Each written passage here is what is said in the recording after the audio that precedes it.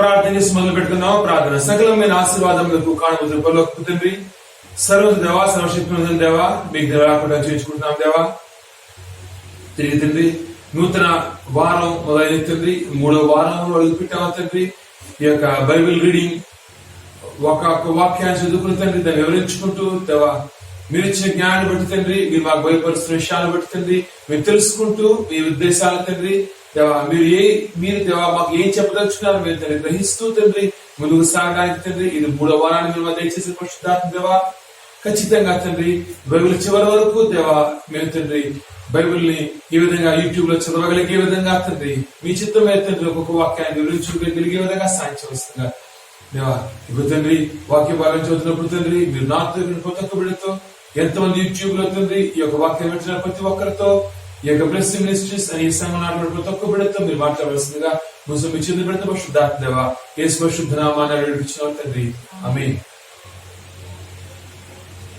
ఈరోజు మనం నిర్గమాకాండం 13వ అధ్యాయం నుంచి ధ్యానించుకుందాం. ఇది మీ జీవితంలో బైబిల్ చదవటం అనేది చాలా ప్రాముఖ్యమైన పని. ఇది మనకు ఎల్లవేళలా దీవెన తెచ్చి పెడుతుంది. ఎందుకంటే మీ దినచర్య ప్రారంభించే ముందు వాక్యానికి దేవుని యొక్క మాట కనుక మన జీవితంలో స్థానం ఇచ్చినట్లయితే ఈ మాట మనకు దినమంతా తోడుగా నిలుస్తుంది, మన పనులన్నింటిలో మనకు సహాయం చేస్తుంది, మన సమస్యల్లో మనకు పరిష్కారాన్ని చూపిస్తుంది. కాబట్టి బైబిల్ చదవటం ప్రతి ఒక్కరి ఆత్మీయ జీవితంలో చాలా ప్రాముఖ్యమైనది. కాబట్టే మేము ఇది ప్రారంభించాం. మీ ఫ్రెండ్స్ కి, మీ కుదిరినంత మందికి, మీ స్నేహితులకి మీరు షేర్ చేయండి, సబ్స్క్రైబ్ చేయండి. ఇది ప్రతిరోజు అనుదినం మీ దైనందిన జీవితంలో మొట్టమొదటిగా ఈ వాక్యాన్ని చదివి విని దేవుని యొక్క దీవెన పొందుకోండి. నిర్గమాకాండం 13వ అధ్యాయం నుండి ధ్యానించుకున్నాం. మరియు యెహోవా మోషేతో ఇలాగ సెలవిచ్చెను, ఇశ్రాయేలీలలో మనుషుల యొక్కయు పశువుల యొక్కయు ప్రథమ సంతతి అనగా ప్రతి తొలుచూలు పిల్లను నాకు ప్రతిష్ఠించుము, అది నాదని చెప్పాను. మోషే ప్రజలతో ఇట్లనెను, మీరు దాసగృహమైన ఐగుప్తు నుండి బయలుదేరి వచ్చిన దినమును జ్ఞాపకము చేసుకొనుడి. యెహోవా తన బాహుబలము చేత దానిలో నుండి మిమ్మల్ని బయటికి రప్పించెను.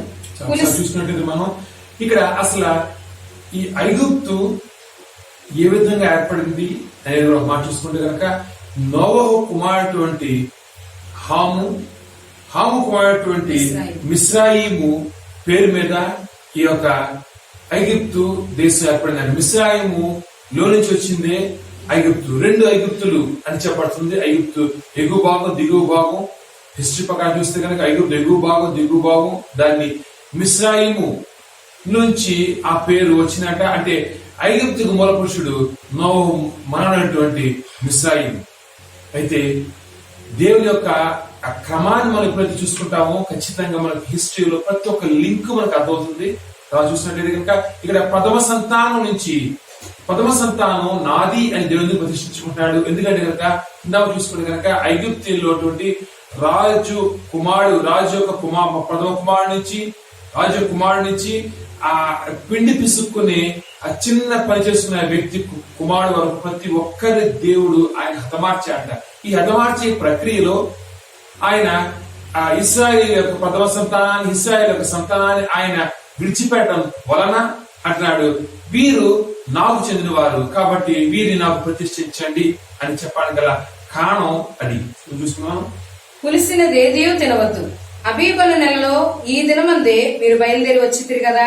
యెహోవా నీకిచ్చేదనని నీ పితరులతో ప్రమాణం చేసినట్లు కనానీయులకు, హిత్తీయులకు, అమోరీయులకు, హివ్వీయులకు, యెబూసీయులకు నివాస స్థానమైండు పాలు తేళ్లు ప్రవహించు దేశమునకు నిన్ను రప్పించిన తరువాత నీవు ఈ ఆచారమును ఈ నెలలోనే జరుపుకొనవలను. 7 దినములు నీవు పులియని రొట్టెలను తినవలను. 7వ దినమున యెహోవా పండుగ ఆచరింపవలను. పులియని వాటినే 7 దినములు తినవలను. పులిసినదేదియు నీ యొద్ద కనపడకూడదు. నీ ప్రాంతములన్నిటిలోనూ పొంగినదేదియు నీ యొద్ద కనపడకూడదు. మరియు ఆ దినమున నీవు నేను ఐగుప్తుల నుండి వచ్చినప్పుడు యెహోవా నాకు చేసిన దాని నిమిత్తము పొంగని రొట్టెలను తినుచున్నానని నీ కుమారునికి తెలియజెప్పవలను.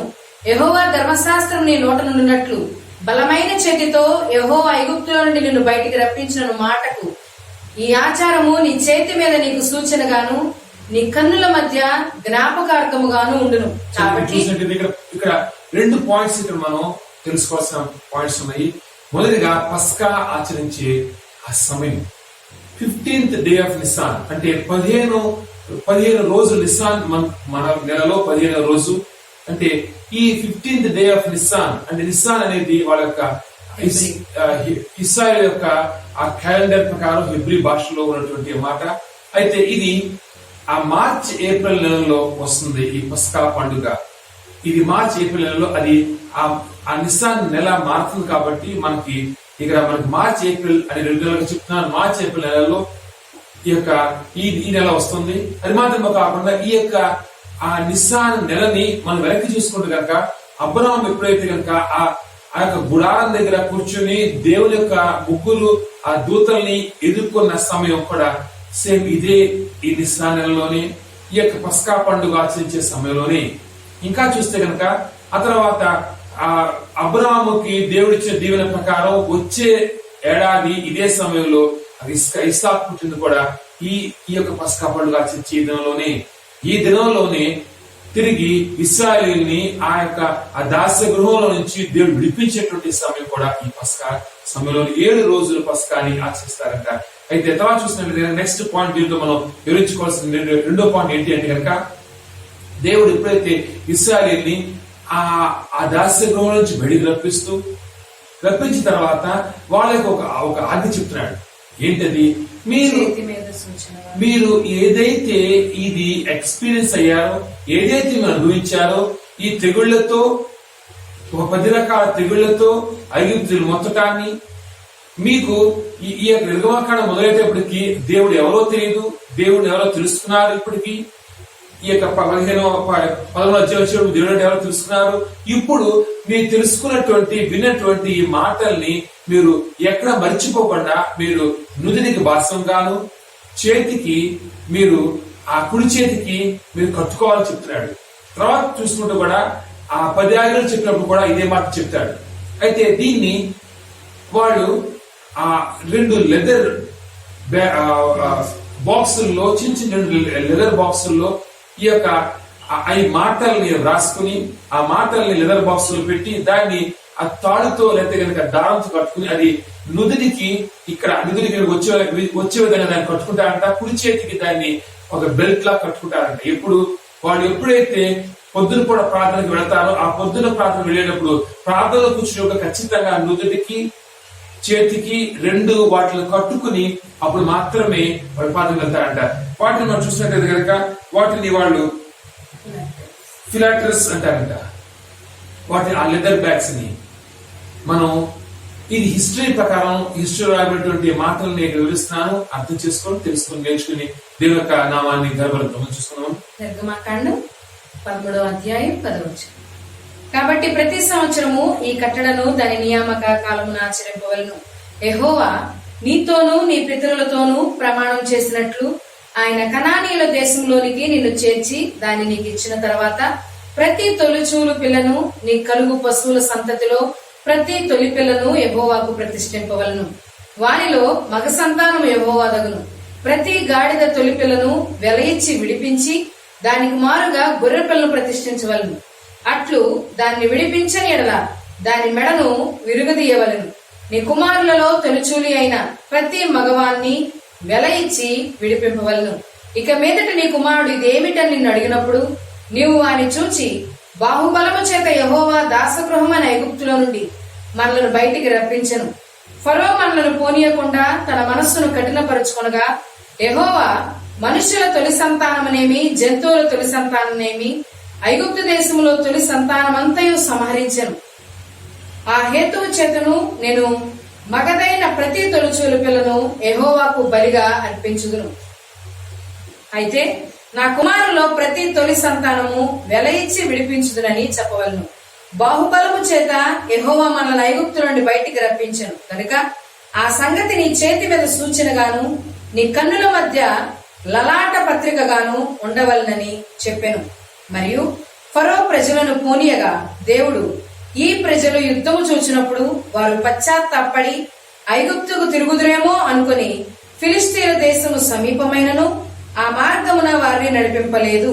చూస్తే కనుక ఫిలిష్తీయుల దేశం అది మాత్రమే కాకుండా ఇశ్రాయేలు వెళ్ళవలసిన కనాను దేశం కేవలం 3 రోజుల ప్రయాణం మాత్రమే. ఎందుకంటే మనం వెనక్కి చూసుకుంటే కనుక యాకోబు జీవించిన కాలంలో యోసేపు ఇక్కడ ఐగుప్తులో ప్రధానమంత్రి ఉన్న సమయంలో ఆ యోసేపు అన్నలు 3 రోజుల ప్రయాణం మేము వచ్చి వెళ్ళాలి అని అక్కడ మాట్లాడుకోవడానికి మనం చూస్తాం. మనం అంటే 3 రోజుల ప్రయాణం మాత్రమే. కానీ ఇక్కడ ఒక సమస్య ఉంది.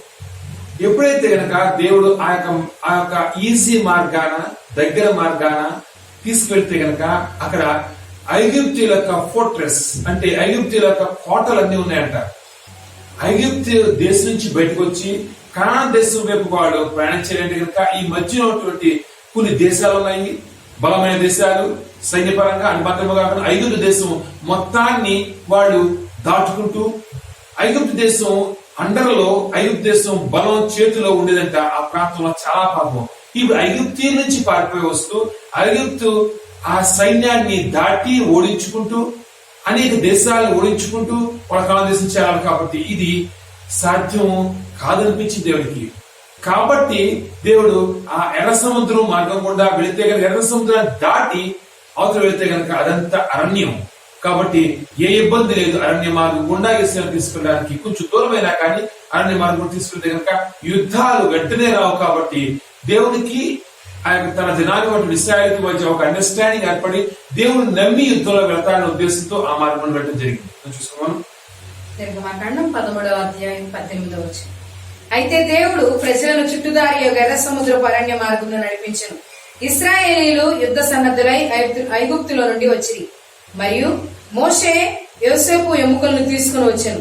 అతడు, దేవుడు నిశ్చయముగా దర్శనమిచ్చును, అప్పుడు మీరు నా ఎముకలను ఇక్కడ నుండి తీసుకుని పోవాలని ఇశ్రాయేలీయుల చేత రూఢిగా ప్రమాణము చేయించుకుని ఉండెను.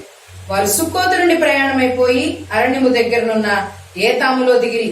వారు పగలు రాత్రియు ప్రయాణము చేయనట్లుగా యెహోవా త్రోవలో వారిని నడిపించుటకై పగటి వేళ మేఘస్తంభములోను వారికి వెలిగించుటకు రాత్రి వేళ అగ్నిస్తంభములోను ఉండి వారికి ముందుగా నడుచుచూ వచ్చెను. ఆయన పగటి వేళ మేఘస్తంభమునైనను రాత్రి వేళ అగ్నిస్తంభమునైనను ప్రజల ఎదుటి నుండి తొలగింపలేదు. నిర్గమాకాండం 14వ అధ్యాయం. మరియు యెహోవా మోషేతో ఇలాగ సెలవిచ్చెను. ఇశ్రాయేలీయులు తిరిగి పీహహీరోతు ఎదుటను అనగా మిగ్దోలుకు సముద్రమునకు మధ్యనున్న బయల్సెఫోను ఎదుటను దిగువలనని వారితో చెప్పుము. దాని ఎదుట సముద్రమునొద్ద వారు దిగవలను. ఫరో ఇశ్రాయేలీయులను గూర్చి, వారు ఈ దేశంలో చిక్కుబడి ఉన్నారు, అరణ్యం వారిని మూసివేసినని అనుకొనును. అయితే నేను ఫరో హృదయమును కఠినపరచెదను, అతను వారిని తరుముగా నేను ఫరో వలనను అతని సమస్త సేన వలనను మహిమ తెచ్చుకొందును. నేను యెహోవానని ఐగుప్తీయులందరూ తెలుసుకుందురను. వారు అలాగు దిగిరి. ప్రజలు పారిపోయినట్టు ఐగుప్తు రాజునకు తెలుపబడినప్పుడు ఫరో హృదయమును అతని సేవకుల హృదయమును ప్రజలకు విరోధముగా త్రిప్పబడి, మనమెందుకు ఇలాగు చేసితిమి, మన సేవలో ఉండకుండా ఇశ్రాయేలీయులను ఎందుకు పోనిచ్చితిమి అని చెప్పుకొండ్రి. అంతటా అతడు తన రథమును సిద్ధపరుచుకుని తన జనమును తనతో కూడా తీసుకుని పోయెను. మరియు అతడు శ్రేష్టమైన 600 రథములను, ఐగుప్తు రథములన్నిటినీ, వాటిలో ప్రతి దాని మీద అధిపతులను తోడుకుని పోయెను. యెహోవా ఐగుప్తు రాజైన ఫరో హృదయంను కఠినపరపగా అతడు ఇశ్రాయేలీయులను తరిమెను. అట్లు ఇశ్రాయేలీయులు బలిమి చేత బయలు వెళ్ళుచుండిరి. ఐగుప్తీయులు అనగా ఫరో రథముల గుర్రములన్నీయు, అతని గుర్రపు రౌతులు, అతని దండును వారిని తరిమి బయల్సెఫోను ఎదుటనున్న పీహహీరోతులకు సమీపమైన సముద్రము దగ్గర వారు దిగి ఉండగా వారిని కలుసుకొనిరి. ఫరో సమీపించుచుండగా ఇశ్రాయేలీయులు కనులెత్తి ఐగుప్తీయులు తమ వెనుక వచ్చుడు చూచి మిక్కిలి భయపడి యెహోవాకు మొరపెట్టిరి. అంతటా వారు మోషేతో, ఐగుప్తులో సమాధులు లేవని ఈ అరణ్యంలో చచ్చుటకు మమ్మను రప్పించితివా? మమ్మును ఐగుప్తు నుండి బయటికి రప్పించి మమ్మును ఇట్లు చేయనేలా? మా జోలికి రావద్దు. ఐగుప్తీయులకు దాసులమగుదుమని ఐగుప్తులో మేము నీతో చెప్పిన మాట ఇదే కదా. మేము ఈ అరణ్యమందు చచ్చుటి కంటే ఐగుప్తీయులకు దాసులమొకటే మేలని. అందుకు మోషే, భయపడకుడి, యెహోవా మీకు నేడు కలుగజేయ రక్షణను మీరు ఊరక నిలుచుండి చూడండి. మీరు నేడు చూచిన ఐగుప్తీయులను ఇక మీదట మరి ఎన్నడూ చూడరు. యెహోవా మీ పక్షమున యుద్ధము చేయును, మీరు ఊరకే ఉండవలనని ప్రజలతో చెప్పాను. అంతలో యెహోవా మోషేతో, నీవేళ నాకు మొరపెట్టుచున్నావు? సాగిపోవుడి అని ఇశ్రాయేలీయులతో చెప్పుము. నీవు నీ కర్రను ఎత్తి ఆ సముద్రం వైపు నీ చెయ్యి చాపి దాని పాయలుగా చేయము. అప్పుడు ఇశ్రాయేలీయులు సముద్రం మధ్యను 6 నెలల మీద నడిచిపోదురు. ఇదిగో నేనే ఐగుప్తీయుల హృదయములను కఠినపరచుదును, వారు వీరిని తరుముదురు. నేను ఫరో వలనను అతని సమస్త సేన వలనను అతని రథముల వలనను అతని గుర్రపు రౌతుల వలనను నాకు మహిమ తెచ్చుకొందును. నేను ఫరో వలనను అతని రథముల వలనను అతని గుర్రపు రౌతుల వలనను మహిమ తెచ్చుకొనున్నప్పుడు నేను యెహోవానని ఐగుప్తీయులు తెలుసుకొందురని. అప్పుడు ఇశ్రాయేలీయుల ఎదుట సమూహమునకు ముందుగా నడిచిన దేవదూత వారి వెనుకకు పోయి వారిని వెంబడించెను. ఆ మేఘస్తంభం వారి ఎదుటి నుండి పోయి వారి వెనుక నిలిచెను. అది ఐగుప్తీయుల సేనకు ఇశ్రాయేలీయుల సేనకు నడుమ ప్రవేశించెను. అది మేఘము గనుక వారికి చీకటి కలిగను గాని రాత్రి అది వీరికి వెలిగించెను గనుక ఆ రాత్రంతయు ఐగుప్తీయుల సేన ఇశ్రాయేలీయుల్ని సమీపింపలేదు. మోషే సముద్రం వైపు తన చెయ్యి చాపగా యెహోవా ఆ రాత్రంతయు బలమైన తూర్పు గాలి చేత సముద్రమును తొలగించి దాన్ని 6 నెలలుగా చేసెను. నీళ్లు ఇక ఒక మాట చూసుకుంటే కనుక ఇక్కడ దేవుడు ఆశ్చర్యకార్యం చేస్తాడు. ఎలా చేస్తాడు? ఒక క్రమం ప్రకారం. సృష్టికి విరుద్ధంగా ఏం జరగదండి. ఇక్కడ బలమైన తూర్పు గాలి వచ్చినట్ట. దాని లొకేషన్, దాని జియోగ్రఫికల్ లొకేషన్ చూసుకుంటే కనుక ఒక వైపు నుంచి గాలి వస్తే నీరు మొత్తం ఒకవైపు వెళ్ళిపోవాలి. వెళ్ళిపోతున్నప్పుడు వెనకాల నీరు వస్తుంది. కానీ అక్కడ తూర్పు గాలికి ఆ అగేన్స్ట్ గాలి చెప్పట్లేదు. అక్కడ ఎప్పుడైతే ఆ గాలి రెండు అక్కడ బలమైన గాలి ఎప్పుడైతే అక్కడ చీల్చబడింది, అక్కడ సముద్రం మధ్యకి చీల్చబడింది, ఆ గాలి ఉధృతాన్ని బట్టి ఇటు నుంచి వచ్చినటువంటి ఆ క్రిస్ క్రాస్ ఆ గాలికి ఆ రెండు అక్కడ ఆ వే ఏర్పడిందంటే కనుక ఆ గాలి రెండు అక్కడ విభజించబడింది. కాబట్టి నేల ఆరిన నేలలాగా కనిపించిందంట. తర్వాత రెండు వైపులకి ఆ నీళ్ళ రాసి నుంచుందంట. నీళ్ళ రాసి నుంచుందంటే కనుక ఆ నీళ్ళ రాశిని ఆపుతుంది, గాలి ఆపుతుంది. ఇటువైపు నుంచి నీళ్ళ రాశిని గాలి ఆపుతుంది, ఇటువైపు నీళ్ళ రాశిని గాలి ఆపుతుంది. ఆ రెండిట్లు ఎందుకంటే చూడండి, ఆ నీళ్ళని నుంచోబెట్టేంత గాలి వస్తే కనుక మనుషులు ఉంచగలరా? ఇశ్రాయేలుకి ఆ తూర్పు గాలి అంత బలంగా వస్తుంటే కనుక ఆ గాలికి వీడు కూడా నీళ్ళలో కొట్టుకోవాలి. కానీ రెండు వైపు నుంచి గాలి ఇటు నుంచి కొట్టడం వల్ల నీళ్లు మధ్య ఇటు గోడ నుంచోవడం వల్ల ఆ రెండింటి యొక్క గాలి యొక్క శూన్య ప్రదేశంలో ఇస్రాయేల్ అంటే ఇలా గాలి వస్తుంది, మధ్యకు మాత్రం శూన్యత ఈజీ వెళ్ళిపోతున్నారు. ఇంకా మీకు బాగా అర్థం కావాలి కనుక 2 ఫ్యాన్లు పెట్టండి. పెట్టినప్పుడు మధ్య గాలి, 2 ఫ్యాన్ల గాలి కలుసుకునే పాయింట్ లో గాలి. ఎంత బలమైన ఫ్యాన్లు పెడితే 2 ఫ్యాన్లు ఒకే బలం ఉండాలి. ఆ బలమైన ఫ్యాన్లు పెడితే కనుక ఈ ఫ్యాన్ దగ్గర గాలి వేస్తుంది, ఈ ఫ్యాన్ దగ్గర గాలి వేస్తుంది. కానీ మధ్య 2 ఫ్యాన్లు గాలి కలిసే ప్రాంతంలో గాలి.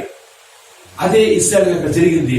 2 బలమైన గాలుల మధ్య నీరు 2గా విభజించబడింది. కానీ మధ్యలో మాత్రం ఏ గాలి లేని శూన్య ప్రదేశంలో వాళ్ళు నడుచుకుంటూ వెళ్ళిపోయారంట. సృష్టికి విరుద్ధంగా దేవుడు చేయడు. సృష్టిని ఆయన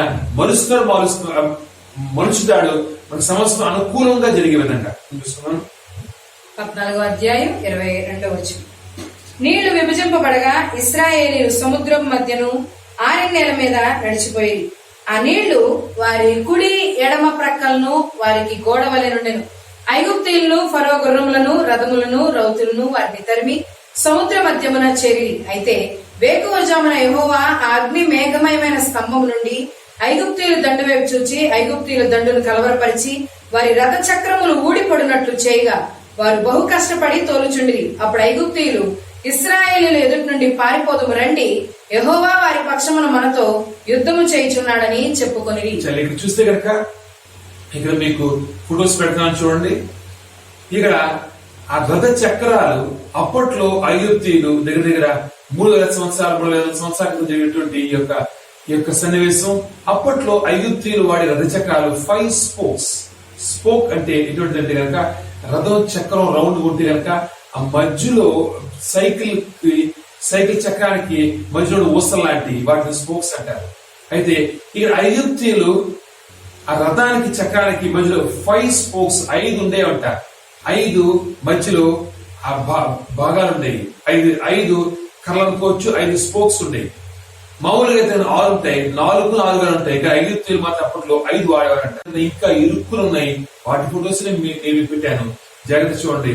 ఇప్పటికీ ఇశ్రాయేలు నిజంగా ఆరిన నేలలో వాళ్ళు దాటారా సముద్రాన్ని అని అనుమానం రావచ్చు మనకి. ఇప్పటికీ ఆ సముద్రం క్రింద అవి ఆ మట్టిలో ఇరుక్కుని రజగా ఉన్నాయంట. కాబట్టి దేవుని యొక్క సృష్టి, దేవుని యొక్క మాట అది కొట్టివేసేది కాదు, కల్పిత కథలు కాదు. ఖచ్చితంగా ప్రతి ఒక్క మాటకి హిస్టరీ సపోర్ట్ చేస్తుంది. ప్రతి ఒక్క మాటకి ఆ యొక్క హిస్టరీ యొక్క సపోర్ట్ ఉంది. కాబట్టి జాగ్రత్తగా ప్రతి ఒక్క మాట మనకి హిస్టరీ వెతుకుని దొరుకుతుందండి, నెట్ లో నుంచి దొరుకుతుందండి. చూసుకున్నాం. 14వ అధ్యాయం 26వ వచనం.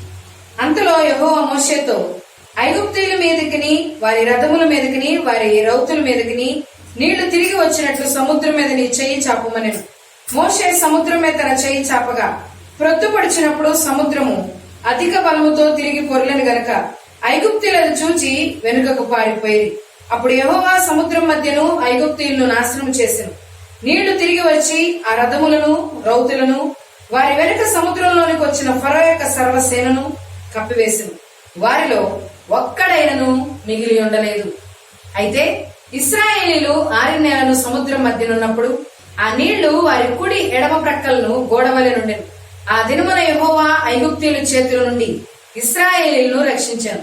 ఇశ్రాయేలీలు చచ్చిన ఐగుప్తీయులను సముద్ర తీరమున చూచిరి. యెహోవా ఐగుప్తీయులకు చేసిన గొప్ప కార్యమును ఇశ్రాయేలీలు చూచిరి గనుక ఆ ప్రజలు యెహోవాకు భయపడి యెహోవా యందును ఆయన సేవకుడైన మోషే యందును నమ్మిక ఉంచిరి. నిర్గమాకాండం 15వ అధ్యాయం. అప్పుడు మోషేయు ఇశ్రాయేలీయులను యెహోవాను గురించి ఈ కీర్తన పాడెను. యెహోవాను గురించి గానము చేసెదను. ఆయన మిగులు అతిశయించి జయించెను. గుర్రమును దాని రౌతును ఆయన సముద్రములో పడవేసెను. యెహోవాయే నా బలము, నా గానము, ఆయన నాకు రక్షణయు. ఆయన నా దేవుడు, ఆయనను వర్ణించెదను.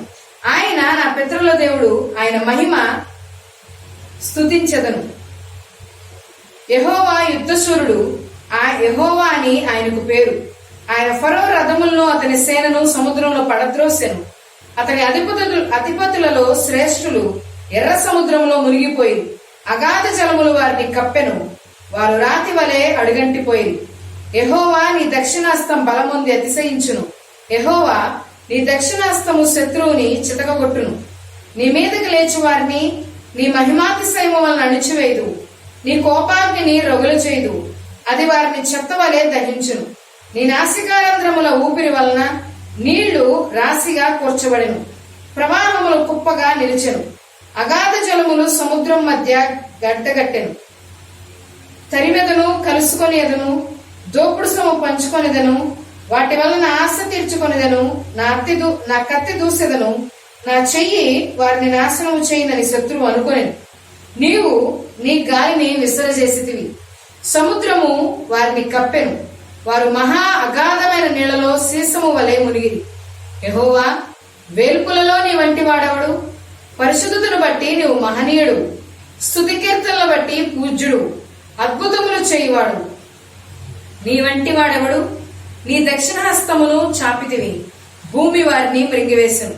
నీవు విమోచించిన ఈ ప్రజలను నీ కృప చేత తోడుకొని పోతివి. నీ బలము చేత వారిని నీ పరిశుద్ధాలయమునకు నడిపించితివి. జనములు విని దిగులు పడును, ఫిలిష్తీయ నివాసులకు వేదన కలుగును. ఏదోము నాయకులు కలవరపడుదురు, మోయాబు బలిష్ఠులకు వణుకు పుట్టును. కనాను నివాసులందరూ దిగులొంది కరిగిపోవుదురు.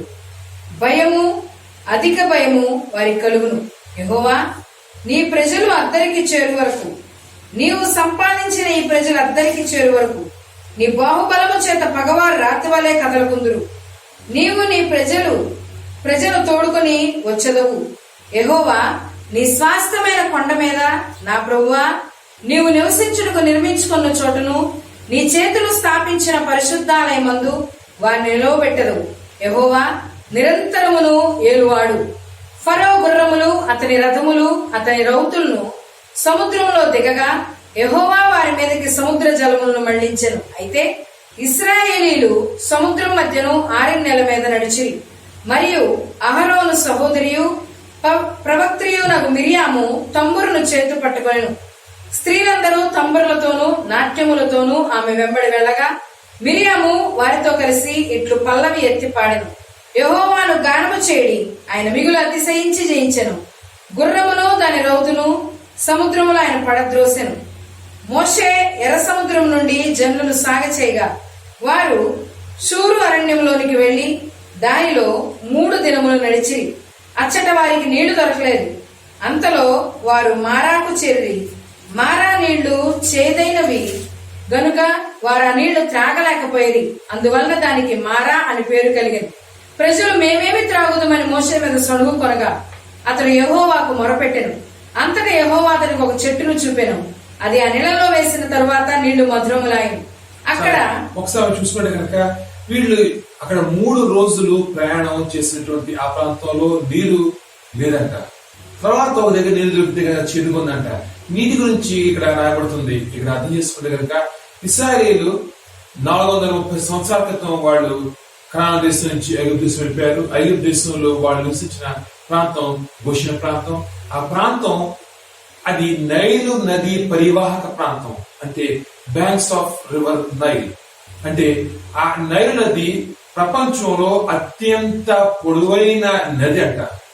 అత్యంత దూరం 4000 మైళ్ళు, అంటే దగ్గర దగ్గర చూసుకుంటే కనుక 6500 కిలోమీటర్లు లెక్క అది ప్రవహిస్తుందంట. ప్రపంచంలోనే అత్యంత పొడవైన నది, ఎక్కువ దూరం ప్రవహించినది. దాని ఆరిజినేషన్ నుంచి 4500 కిలోమీటర్ల దూరం ప్రయాణం చేస్తుందంట. 4000 మైళ్ళు అంటే 6500 కిలోమీటర్ల దూరం అది ప్రయాణం చేస్తుందంట. అంత గొప్ప నది. ఎంత గొప్ప నది అంటే ఆ ఐగుప్తు దేశం చుట్టుపక్కల అంతా ఎడారులే, కానీ కేవలం ఆ నైలు నది వలన మాత్రమే ఐగుప్తు దేశం సస్యశ్యామలం ఉందంట. అటువంటి గొప్ప నది.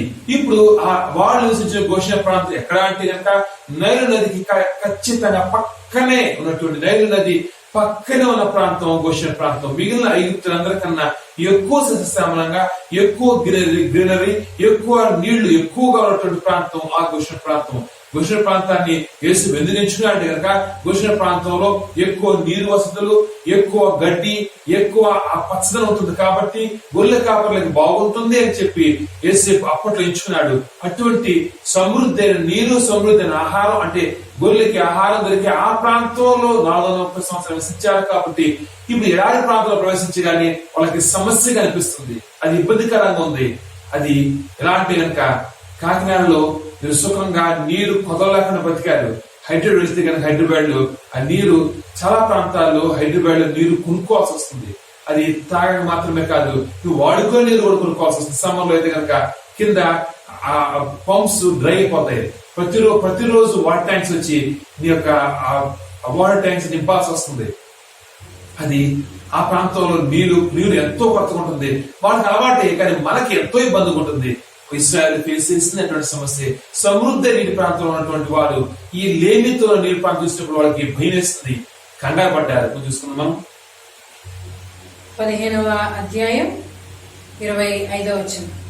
అక్కడ ఆయన వారి కట్టడను విధిని నిర్ణయించి అక్కడ వారిని పరీక్షించి మీ దేవుడైన యెహోవాకును శ్రద్ధగా విని ఆయన దృష్టికి న్యాయమైనది చేసి ఆయన ఆజ్ఞలకు విధేయులై ఆయన కట్టడలన్నింటినీ అనుసరించి నడిచిన యెడల నేను ఐగుప్తీయులకు కలిగేసిన రోగములలో ఏదియూ మీకు రానియను, నిన్ను స్వస్థపరచు యెహోవా నేనే అని.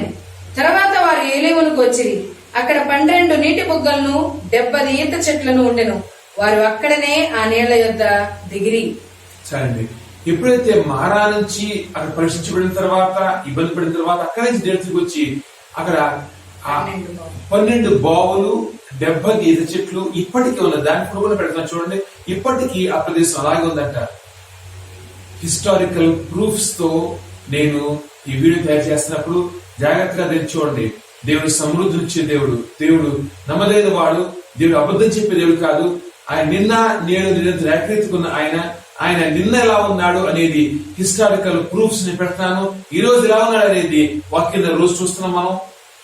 రేపు ఎలా ఉండబోతుంది అనేది ఆయన ప్రవచనాత్మకంగా ఆయన మిమ్మల్ని బలపరుస్తున్నాడు. కాబట్టి నిన్న నేడు నిరంతరం ఏకరీతిగా ఉండే ఆయన్ని ఆరాధిద్దాం. ఆయన ఈ యొక్క పరిశుద్ధ గ్రంథాన్ని, ఈ యొక్క జీవ గ్రంథాన్ని మనం చదివి నేర్చుకుని దీనిని బలపడ ప్రయత్నిద్దాం. ఈ రోజు ఈ వాక్యాన్ని ముగిద్దాం. మనం అంతలో వచ్చినట్లయితే దేవునికి వినిగుల్లో ఈ యొక్క వాక్యం దీవించబడును గాక. అంతలో వచ్చినట్టు పాటించుకున్నాం. ప్రార్థన. సకలమైన ఆశీర్వాద కారణం తండ్రి సోదర దేవా మీరు చేయించుకున్నాం. సందీపించవలసిందిగా ప్రతి ఒక్క స్థితిలో ప్రతి ఒక్క పరిస్థితుల ముందుకు మాత్రమే సాగుతూ ఎప్పుడు యొక్క వెలుగులకు వేపునా తండ్రి దేవా నిరీక్షణతో ముందుకు సాగుతున్నప్పుడు తండ్రి దేవా ప్రతి ఒక్క సమస్యని అధిగమించి దాటగలిగే అవకాశం దేవా ఖచ్చితంగా ఉంది తండ్రి. మీ సందీపించవలసిందిగా దేవా ఇప్పుడు తండ్రి దేవా నిర్గమకాండం తండ్రి దేవా 3 అధ్యాయాలు చదువుకున్నావు తండ్రి దేవా. ఎన్ని అధ్యాయాలు చదువుతున్నావు అని కాదు కానీ తండ్రి ఎంతవరకు చదివినా తండ్రి దాంట్లో మర్మాలను తెలుసుకుని తండ్రి దేవా. దాని యొక్క ఇతివృత్తాంతాన్ని తండ్రి హిస్టరీని మీరు తెలుసుకుని తండ్రి మీరు నిజంగా తండ్రి అనువాడును దేవా అనే మీరు తండ్రి ఉన్నవాళ్ళని మీరు తండ్రి దేవా మీరు దేవా ఖచ్చితంగా మీరు మాతో ఉన్నాడనే విషయాన్ని మేము తెలుసుకుని తండ్రి ముందుకు సాగదంగా సాధించవలసిందిగా తండ్రి దేవా. ఇది చిన్ని ఈ కార్యక్రమాన్ని తండ్రి బైబుల్ రీడింగ్ దేవా వర్స్ బై వర్స్ ఒక్కొక్క వచనాన్ని చదివి వివరించుకునే తండ్రి యొక్క కార్యక్రమాన్ని తండ్రి బైబిల్ స్టడీని తండ్రి ఫస్ట్ స్టెప్ విత్ గాడ్ అనే ఈ కార్యక్రమంలో తండ్రి దేవునితో మొదడుగు అనే కార్యక్రమాన్ని మీరు దీవించి ఫలభరితం చేపిస్తుండగా ఈ కార్యక్రమం ద్వారా తండ్రి అనేక బిడ్డల తండ్రి దీవించబడే విధంగా సాధించవలసిందిగా యేసు పరిశుద్ధ నామములో నిలిచిన తండ్రి ఆమేన్.